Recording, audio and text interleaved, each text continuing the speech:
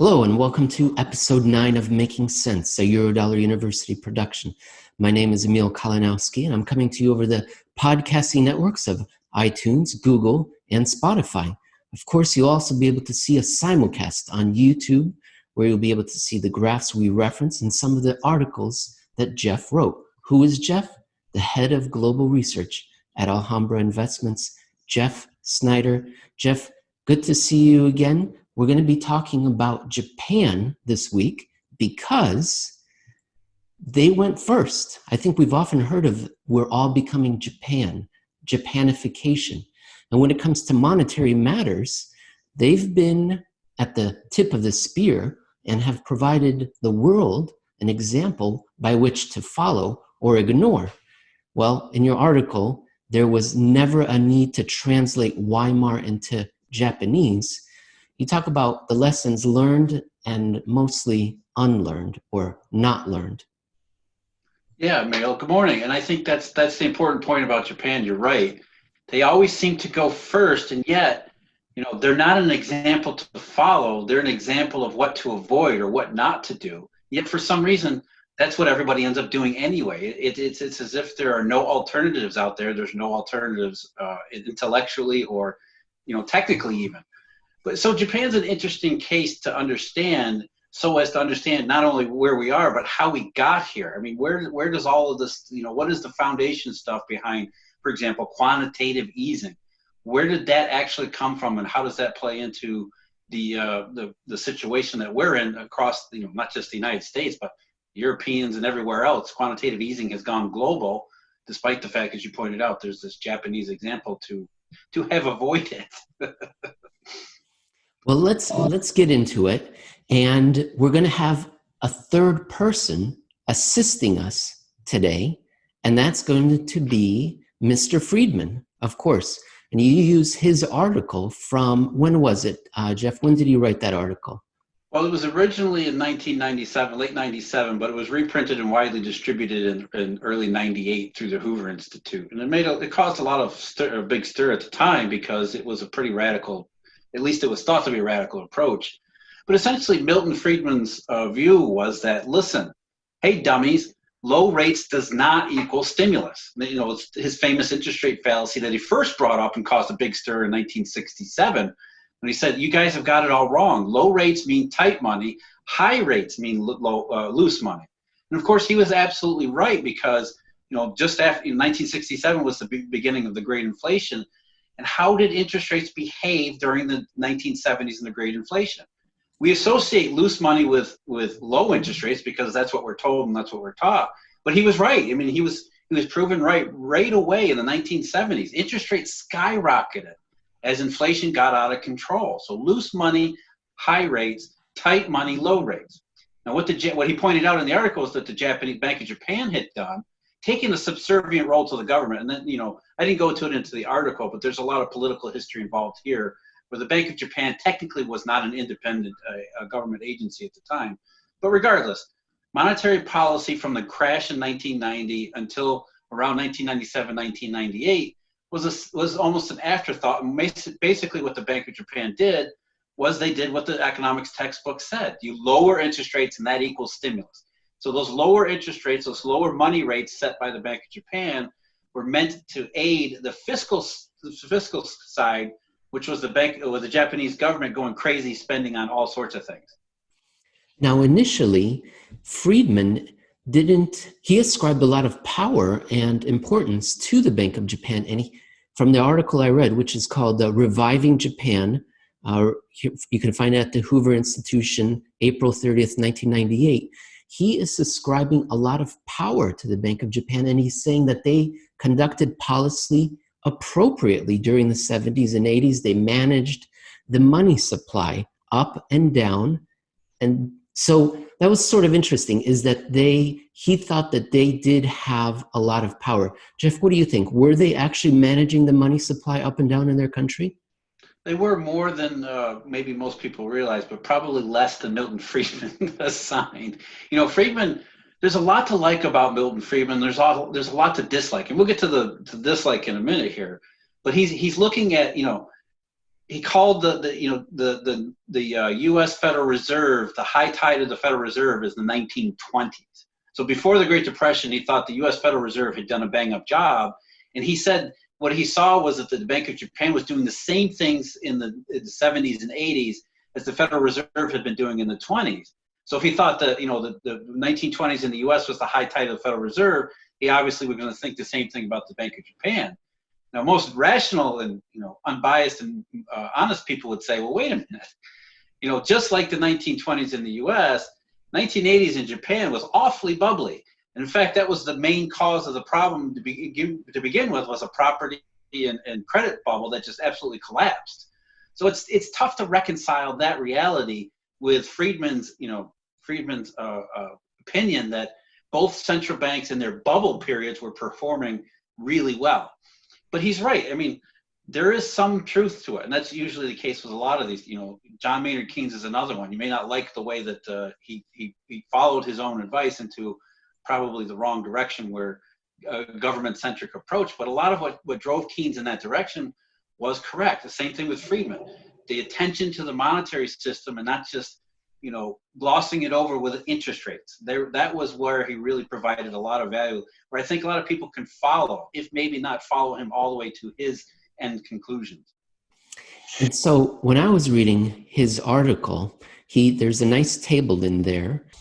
So Friedman, in this table, what I really liked is that he is showing that during a golden period, that money was expanding, and therefore the economy was expanding, income, prices, output.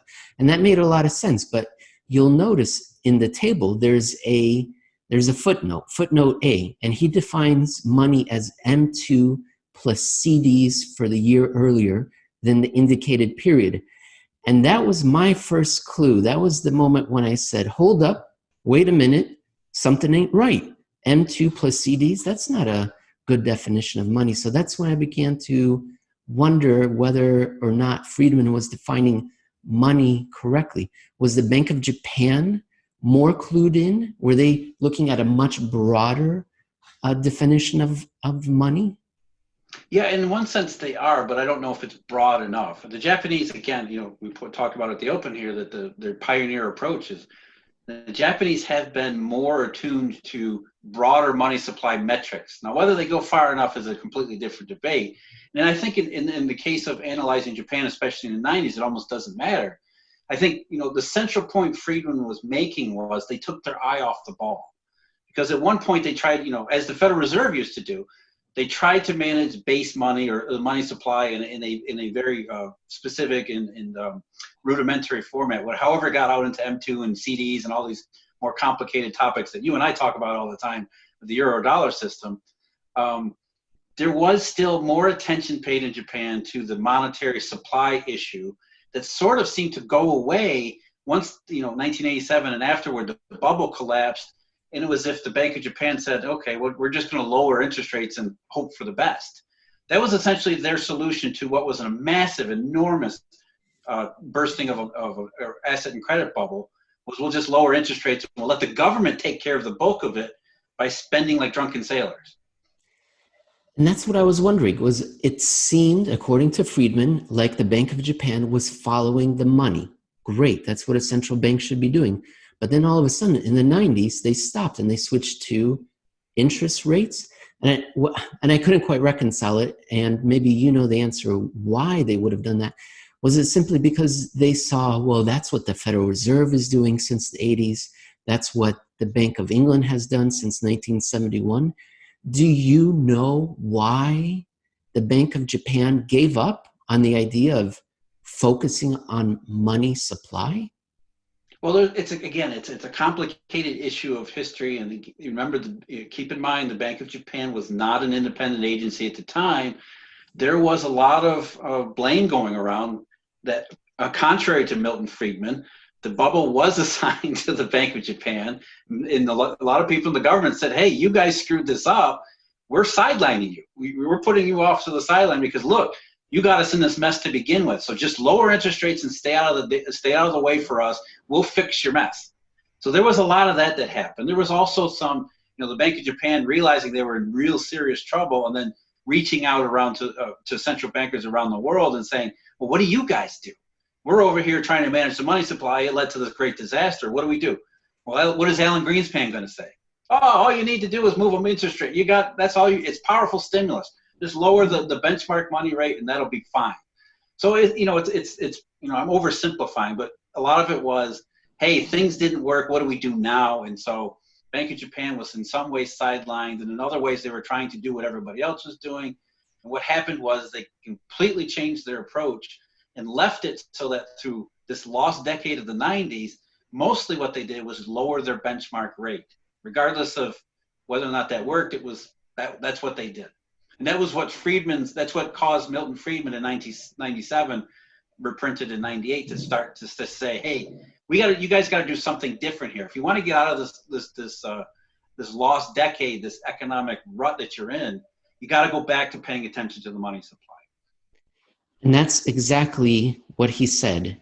Is he wrote, and I'm going to quote him now, "The surest road to a healthy economic recovery is to increase the rate of monetary growth, to shift from tight money to easier money, to a rate of monetary growth closer to that which prevailed in the golden 1980s. As you point out, they weren't that golden, or they were too golden, too frothy. But let's continue with Friedman.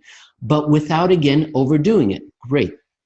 That would make much needed financial and economic reforms far easier to achieve." And that's why we're talking about this, Jeff. You believe that that's what needs to be done in present day. That's what Milton Friedman believed needed to be done for the Bank of Japan.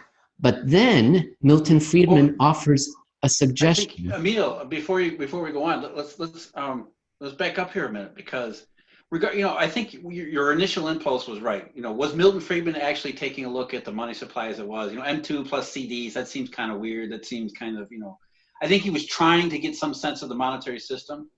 And what's really important in my view, and I think you share this view, is that, okay, set aside these M's, set aside the definitions. How do we know money supply is tight in the real economy? Well, yeah, we could try to recreate those definitions. We could try to broaden them. We can do all those kinds of things. If you're a central bank, you have that kind of capability, but you don't even need to do that.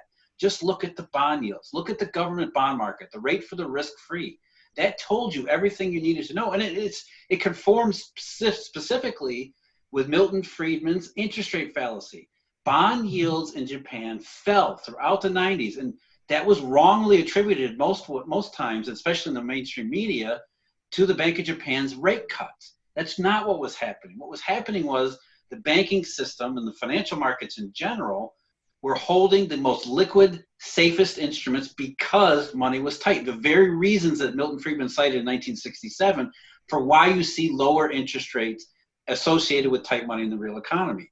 So regardless of whether we can measure through these M's, CDs, more money maker funds, the expanded M3s, the M4s, I think there's even an M5 in Japan. I mean, there's all of these M's. Regardless of whether they're appropriate or not, the bond market is where you should start. And what it was saying in the 90s, right up until 1997, was, hey, money's getting tighter and tighter and tighter. So regardless if Friedman got the right definition or not, he drew the correct conclusion, which was the system is not responding to these rate cuts because they are not accommodation and they're not stimulus.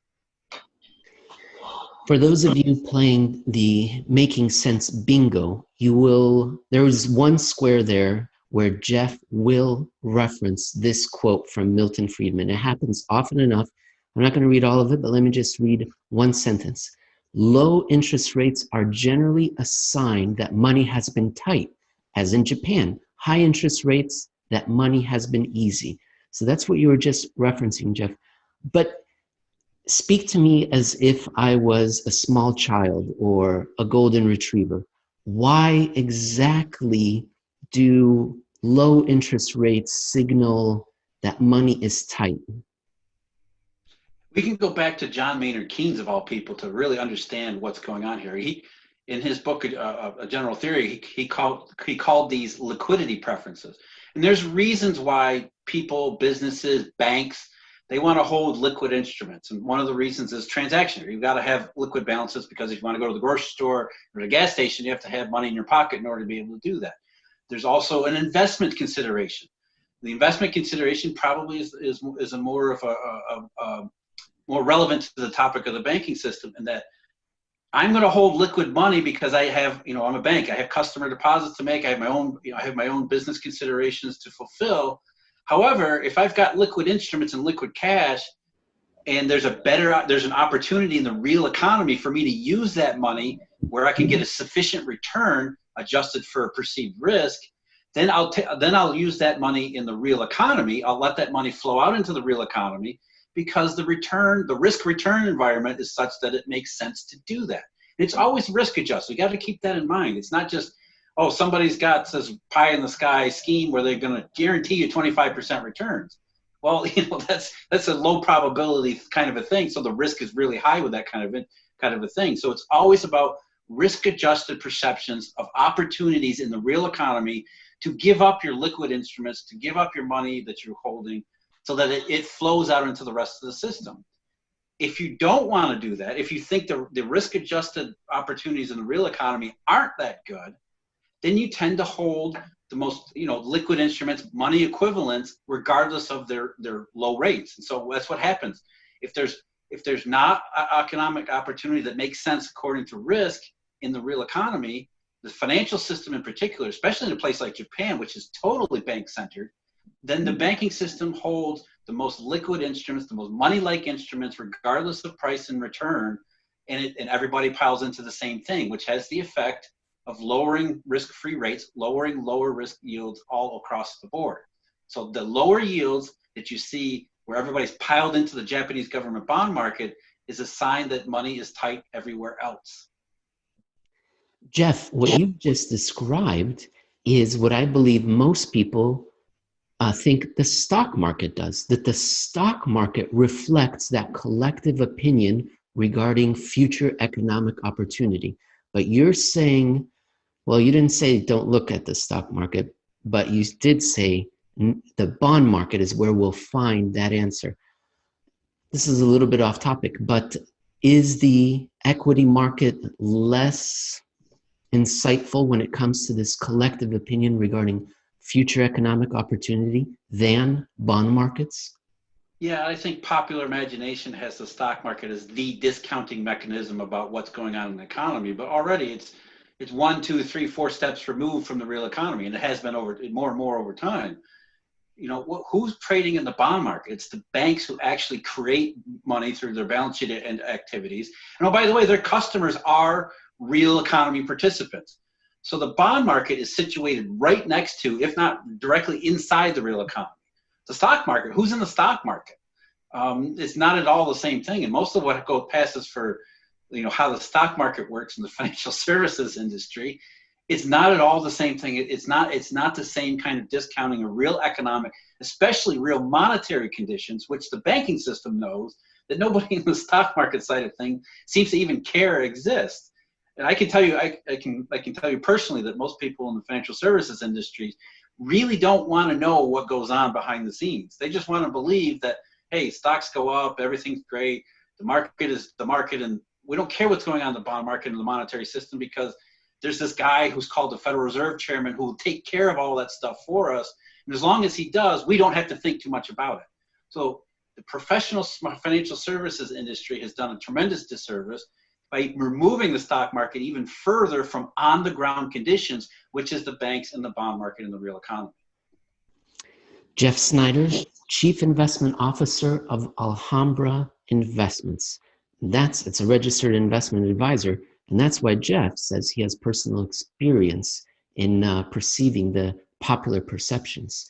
Jeff, Milton Friedman told us what the problem is. Step 2, he offers us a solution. And here we go, right off the path and into the dark forest. Yeah, that's there's a lot to admire about Milton Friedman, but there's a lot that makes you cringe. And here, this is a perfect example of both. So he got it right. I mean, whether we talk about the money supply definitions, but the bond market, whatever your definition, monetary system in Japan was definitely tight in the 90s, and that caused the lost decade essentially. That's the reason why there was deflationary buildup, especially through the mid 90s into 1997. So what do you do about it? Well, Milton Friedman went back to his book of monetary history, which was written in 1963, co-authored with Anna Schwartz. He said it's the same problem that the U.S. and the rest of the world ran into in the 1930s, where the Federal Reserve mistook low interest rates as stimulus and accommodation when in fact the money supply actually collapsed at that time.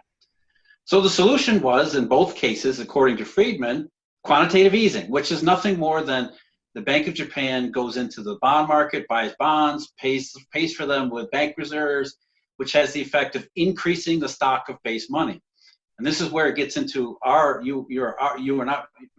discussion about, are the monetary definitions correct or not? Because it's one thing to say the money supply system must be tight because we're seeing it in lower bond yields and we see some statistics.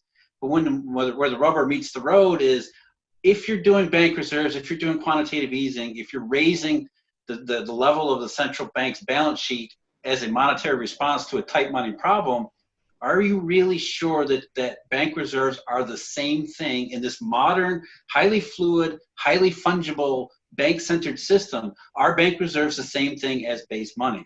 Well, for Milton Friedman, they were. There's no question in his mind they were. And that's what he recommended. He said, Bank of Japan, just do this quantitative easing. He didn't call it quantitative easing. That came later. But just do this bond buying program, expand your balance sheet, increase the level of bank reserves. There's nothing the Bank of Japan can't do, because bank reserves are like printing money, printing what he called high-powered money. However, the issue is that the case? Did the Bank of Japan, increasing the level of bank reserves, did that actually create more high-powered money in the effective real economy sense? If your definition of high-powered money includes bank reserves, then he did, but that doesn't matter. It doesn't matter what economists say. It doesn't matter what central bankers claim. What matters is what the banking system actually does in its operations, and how it actually carries out monetary programs, monetary goals, monetary anything. So if bank reserves are your definition but not the banking system's definitions, you've got a big problem. Couple of points. One point that I learned in this article you often make about the Federal Reserve's reserves is that before the Federal Reserve began to act irresponsibly, quote unquote, and print money like crazy, the bank reserves, there were essentially no bank reserves in the system. So before the economy and money supply was expanding dramatically, no bank reserves. Afterwards, bank reserves are expanding dramatically and the economy not so great. Well, it turns out that was the case in Japan as well. Beforehand, in your article, you show not very many reserves. Afterwards, a lot of activity by the Bank of Japan, lots of reserves, didn't really go anywhere. And then a devastating analysis by none other than the Federal Reserve. A couple of researchers in 2001 pointed out the obvious about QE, which is what you were just saying before I snuck in. Quote, it is possible that the expanded money stock could stay on the books of the banks. Jeff, tell us a little bit about what the Fed here is saying.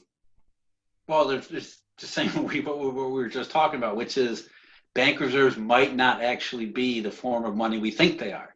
What they're saying is that, yeah, you could do this quantitative easing, you could do this kind of bond buying. What you're doing essentially is taking bonds off the hands of the banking system and giving them this, what we call cash, the banks might not call cash, might not use as cash, but these forms of bank reserves. We're giving them bank reserves for bonds. That's all we're really doing. And what might happen is nothing. It's entirely possible. This was November 2001, while quantitative easing was new. Bank of Japan's first QE was in March of 2001. So, 8 months later, these couple San Francisco researchers said, okay, we're going to take bonds, we're going to give them reserves, and that may end up with nothing. It might end up actually where nothing actually happens, except what they really said was the worst case, that this confirms that the situation is dire and the central bank doesn't really do anything about it. And therefore, the banking system just leaves those reserves on their books with the understanding that this deflationary type of condition is going to be prolonged. And then they alter their behavior, which is the worst of the worst case. So back in 2001, while quantitative easing was new, there was at least some, I don't think this was a widely held view widely recognized critique. But it's funny how, these researchers got it right. What they were saying is, hey, maybe quantitative easing is not what Milton Friedman was saying. Maybe it's not high-powered money. And that if for however we want to classify high-powered money, maybe the banking system is ultimately the arbiter of what counts as money in the system. That's what they were saying in 2001. The bank reserves were swapping things around, but we got to be prepared for the case where nothing actually happens, which is exactly what did. The central bank's balance sheet, the Bank of Japan's balance sheet skyrocketed, ballooned. At the time, it was like, oh my God, this is massive money printing. All the mainstream media stories said the same thing. This is money, they're pumping trillions of yen into the Japanese economy. This is definitely going to be inflationary. It never happened. Neither the Japanese economy changed, nor did the inflation situation. The deflationary mindset, what they call in Japan, the deflationary mindset continued regardless of the level of bank reserve because Milton Friedman got it wrong. He was stuck in his 1960s view of the 1930s in looking at a 1990s and forward problem, which a monetary system that had evolved tremendously over the 60s, 70s, 80s, and into the 90s. So money wasn't such a complete concept as he thought it was, and that bank reserves were not necessarily the high-powered money that he sought. So again, he was exactly right about what was wrong, but then very wrong about what to do about it. I always like to think of money as a product with at least 4 components: specification, production, distribution, utilization. So specification is, are we creating square pegs for round holes? Distribution or production is what the media and financial press seems to focus on. They've printed so much of it, so that's going to be it. That's all we need. But as we're talking about right here, and the Fed researchers were saying, what about distribution? And then we haven't even talked about utilization. Does the economy actually want to take the risk and go out and use this money? So there's at least 4 steps that I can think of. And I'm from Arizona State, so there's many more steps than that. Jeff, I think the link to our present day is obvious, but just sort of wrap it up. The Bank of Japan, quantitative easing of the 90s. We've been doing it for decades. Well, Emil, that's the point, right? That's the big point. Instead of stopping, after quantitative easing 1 and 2, in fact, that was the thing. The Bank of Japan did first quantitative easing in March 2001, which was quickly followed by a second. And already, look, if you got to do it twice, you should stop and ask yourself, does this really work? We call this powerful money printing, call it the most powerful thing ever, this printing press. You got to do it twice. Already you're thinking, something's not right here. So that's, ultimately the point is the Bank of Japan never sat back and thought, we got to keep, it seems like we have to keep doing this quantitative easing over and over and over again. Maybe it doesn't work. And they never, ever say that. They never come to that conclusion, at least not publicly. Private conversations might be a little different. But publicly, it's always, okay, we did quantitative easing 1, it didn't work, didn't accomplish the goals we set out for it. The next one's got to be bigger. So it's always about finding the right magic number because we're convinced that QE must work. It must work. We just don't have the right number for it. And so it's this constant process of bigger, bigger, bigger. What's the right number? And in Japan, ultimately, that culminated in April 2013 with QQE. QQE was going to be the biggest, most powerful, obscene form of unbelievable money printing ever unleashed on humanity. It was going to put everyone else to shame. Even Paul Krugman was happy with it. He thought this was, okay, you got to be irresponsible. This is totally irresponsible money printing. And they went nuts. They did exactly what they said they were going to do, except the economy didn't respond, inflation didn't respond, it didn't work again. So we have the ultimate form of QE, and this QQE, that was started in April of 2013, which is a little over 7 years ago. And guess what? QQE is ongoing. It's still happening. They're still doing it. In fact, they're talking about, I think they've already settled on expanding it again. So, again, it's, what are we missing here, guys? What are you missing? What is the economy missing? Because we have all the same signals that we had in the 1990s, which are bond yields at lows. And of course, Japanese bond yields are most often negative. So that tells you, again, banks in the system, the money holders, the money creators, are only interested in the safest, most liquid instruments. They're not interested in going out into the real economy and taking advantage of risk-adjusted opportunities. They're only holding the most liquid instruments, which means, again, tight money. We've done all of this quote-unquote money, central bank money printing in the form of bank reserves, yet the bond yields are telling us that's not money, guys. You're not doing money printing. And oh, by the way, the economy and inflation second the bond yield view, not your view.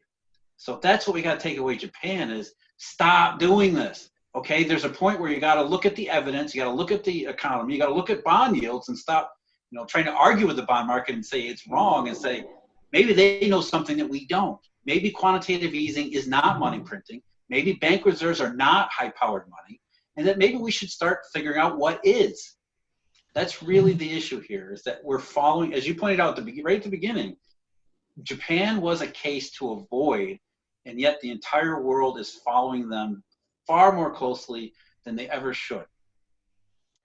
Well, Jeff, I believe you're the only person in the world that actually knows what version or what vintage of Japanese QE we're on. You have a table that you bring up every once in a while whenever you write about Japan, and in there you've kept track of the different flavors of QE that Japan has implemented since 2001, and I believe that we're on number 24 with the latest iteration.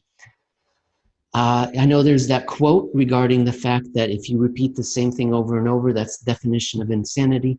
But we also have to consider that the ultimate answer to everything, as Douglas Adams once wrote, is 42. So I think we're a little bit over halfway there. Let's hope not.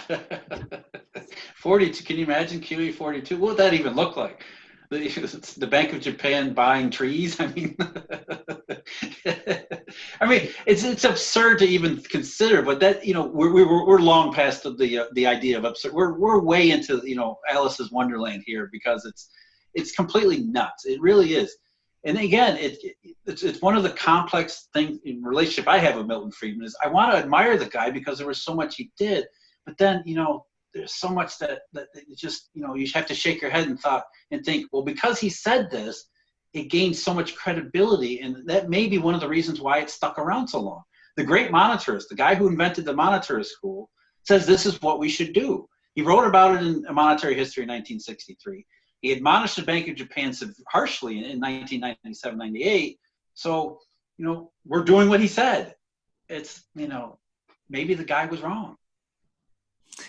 Well, it's only been 20 years in Japan. It's only been 12 years in the rest of the world. I think we need a little bit more time. Sarcasm in case it's not coming across. Jeff, I will talk to you again next week.